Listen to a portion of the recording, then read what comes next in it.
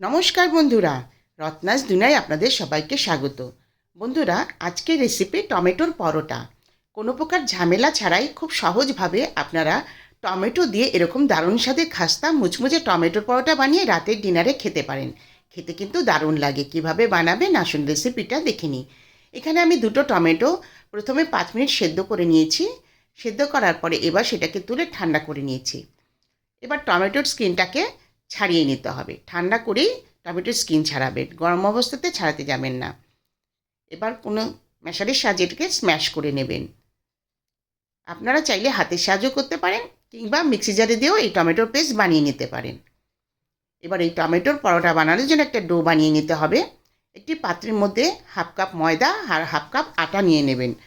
আপনারা চাইলে শুধু ময়দা দিয়েও বানাতে পারেন টমেটোর পরোটা, কিংবা আটা দিয়েও বানাতে পারেন।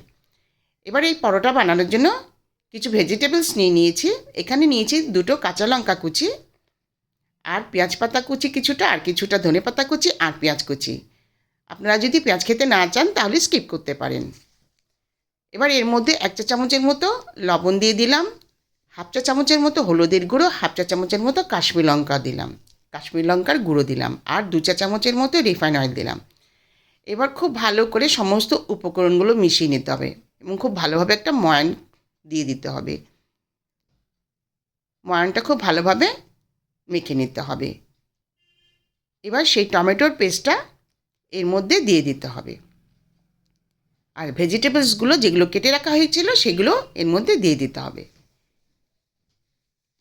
এবার প্রথমে জল ছাড়াই আগে মেখে নিতে হবে, কারণ টমেটো পেস্টটা দেওয়া হয়েছে, জলটা কতটা লাগবে সেটা বুঝে দিতে হবে। টমেটোর পেস্টটা দেওয়ার ফলে অনেকটা নরমও হয়ে যায়। এবার বুঝে বুঝে জলটা দিতে হবে আর মাখতে হবে। এখানে আমার 1/2 কাপের চেয়েও কম জল লেগেছে। এবার মাখতে মাখতে একটা নরম ডো বানিয়ে নিতে হবে।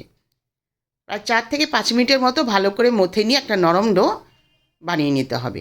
ডোটা যাতে অনেকক্ষণ নরম থাকে তার জন্য ওপরে একটু রিফাইন অয়েল দিয়ে সারা গায়ে লাগিয়ে ডোটাকে 10 মিনিটের মতো ঢেকে রাখতে হবে, যাতে ডোটা ড্রাই হয়ে না যায়।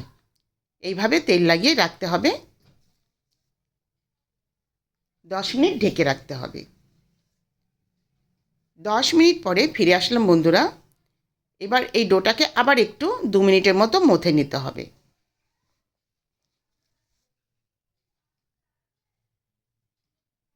এবার এর থেকে বেশ কয়েকটা লেচি কেটে নিতে হবে। আমার মোট 5টা লেচি হয়েছে। 1/2 কাপ ময়দা, 1/2 কাপ আটা, টোটাল 1 কাপ, তাই জন্য 5টা আমার লেচি হয়েছে। এবার একটা লেচিকে চাকির উপর নিয়ে ময়দা ছড়িয়ে বেলে নিতে হবে, আর বাকি লেচিগুলো ঢেকে রাখতে হবে।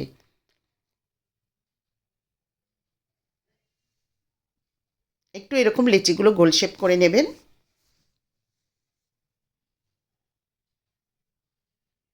একটা লেচিকে চাকির উপর নিয়ে ময়দা ছড়িয়ে একটু বেলে নেবেন।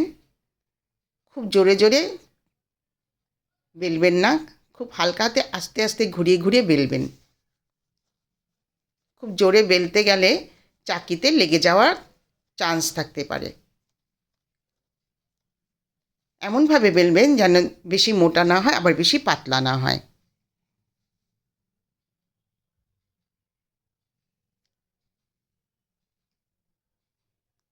বন্ধুরা, ঠিক এইভাবে দেখে নিতে হবে, বেশি যেন পাতলা না হয়, বেশি যেন মোটা না হয়। এবার এই রুটিটাকে একটু প্রথমে চাটুতে সেঁকে নিতে হবে, এপিঠ ওপিঠ একটু সেঁকে নিতে হবে। তার আগে চাটুটাকে কিন্তু একটু 5 মিনিট গরম করে নিতে হবে।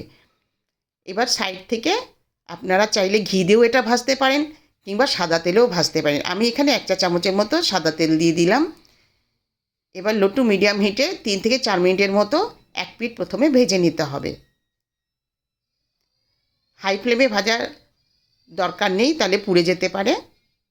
এক পিঠ ভাজা হয়ে গেলে উল্টে ঠিক একইভাবে লো টু মিডিয়াম হিটে 3 থেকে 4 মিনিটের মতো অপর পিঠটাও ভেজে নিতে হবে। এইভাবে সমস্ত পরোটাগুলো ভেজে নিতে হবে।